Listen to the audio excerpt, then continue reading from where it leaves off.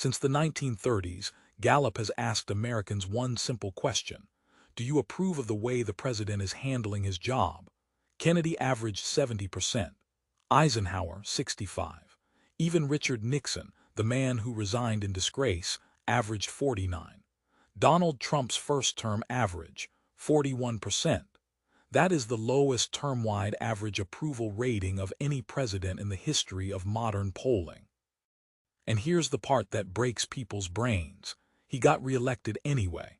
In the next 8 minutes, I'll show you how that record happened, why the old rules of presidential popularity stopped working, and what a president with historically thin approval actually means for policy and for your money. The last part is the one nobody covers. First, the record itself, because it's more extreme than most people realize. Across 4 years, Gallup's running average for Trump's first term came out to about 41%. It's not just the average. He is the only president in nearly 90 years of Gallup polling who never, not for a single week, reached 50% approval in the term. Not after inauguration, when every president gets a honeymoon. Not during the strongest economy in decades. Never. And there's a third record hiding inside the data, the narrowest range ever measured. His approval lived between roughly 34% at the lowest and 49% at the peak. 15 points start to finish. For comparison, George W. Bush swung from 90% after September 11th down to 25% during the financial crisis, a 65-point round trip. Trump's line barely moved. Nothing helped him and nothing hurt him. Hold that thought because it's the key to this whole story. Now put the number in the league table. Kennedy, 70. Eisenhower, 65. The elder Bush, 61. Clinton, 55. Reagan, 53. The younger Bush, 49. Obama, 48. Ford, 47. Carter and Truman, about 45 each. And then the bottom two, Joe Biden at roughly 42 and Trump at 41. Notice anything. The two lowest averages in 90 years belong to the two most recent completed terms. That's not a coincidence, and honestly, it's the real story because the record says as much about us as it says about him. Here's what changed. Presidential approval used to breathe. A president did something popular, the number went up. A crisis united the country, it spiked. That's the rally around the flag effect that sent Bush to 90. A scandal, it collapsed. The number was a national mood ring, and independents and the opposing party moved it. That machine is dead. During Trump's first term, roughly 90% of Republicans approved of him, while Democrats sat in the single digits. The widest partisan gaps Gallup has ever measured, often more than 80 points. When 90% of one side approves no matter what, and 95% of the other side disapproves no matter what, the only people left to persuade are a sliver of independents. The number stops being a mood ring and becomes a census of tribes. That's why Trump's line was so flat. It wasn't stability, it was gridlock baked in on day one. Which brings us to the paradox. The president with the lowest average approval ever recorded won a second term. How? Because approval ratings in elections measure two different things. Approval asks everyone every week, do you like how this is going? An election asks a much colder question. Which of these two options do you pick?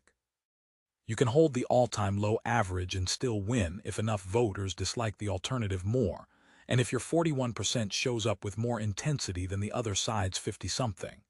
Breadth loses polls. Intensity wins elections. 2024 proved it. So does approval even matter anymore? Yes, and this is the part with real consequences, including financial ones. Because inside Washington, approval is still the exchange rate on political capital. History is brutal about this. When a president sits below 50% approval going into a midterm, his party loses an average of about 37 House seats. In 2018, with Trump around 40%, Republicans lost 40. Weak approval emboldens defectors in your own party, stiffens the opposition, and shrinks what you can pass. Every deficit fight, every tariff threat, every pressure campaign on the Federal Reserve, every shutdown standoff, the president's leverage in all of it is quietly indexed to that number. Markets know this. It's one reason policy risk gets priced differently under a president with a thin cushion. Agendas stall, executive orders replace legislation, and executive orders can vanish with the next signature. And the economic feedback loop runs both ways. Nothing grinds approval down like prices. Inflation helped drag Biden to the second lowest average on the list, and cost of living perception is still the gravity acting on every president's number, including Trump's second term, which, as of this recording, is trading inside the same familiar band as the first. History says his floor is unusually sturdy. It also says the ceiling is unusually low. 15 points of range, remember. So the record stands, 41%, the lowest term-wide average in the modern era, from the only president who never once crossed 50. Not because everything he did failed, and not because everything he did worked, but because America stopped grading presidents and started rooting for jerseys. The honest takeaway isn't left or right. It's that the most watched number in politics measures tribal membership now, not performance. Watch the trend, not the lev. Watch intensity, not breadth.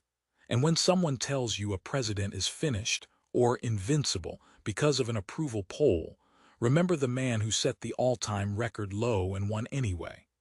If you want more breakdowns where the data does the talking, money, markets, and the politics that move them, subscribe and hit the bell, because I cover the numbers behind the headlines every week.